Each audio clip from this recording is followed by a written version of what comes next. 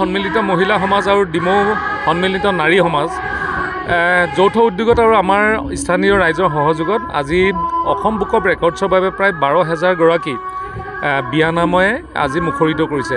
আমি উদযাপন সমিতিসমূহ বিষয়বিভাগ ধন্যবাদ জ্ঞাপন কৰিছোঁ। ডিমৌ ৰাইচাই ফিল্ডত 10,000 মহিলাই একেলগে পোনপ্ৰথমবাৰৰ বাবে বিয়ানাম পৰিৱেশন কৰিছে। সঁচাকৈ আমি অসমীয়া হিচাপে আমি গৌৰৱান্বিত এইটো কাৰণে যে লোক সংস্কৃতি যিবোৰ আমাৰ হেৰাই গৈছে, এই বিয়ানামসমূহ প্ৰতিখন শুভ কৰ্মত যেতিয়া বিয়াৰ শুভ কৰ্ম হয় তেতিয়াই বিয়ানামসমূহ হয়।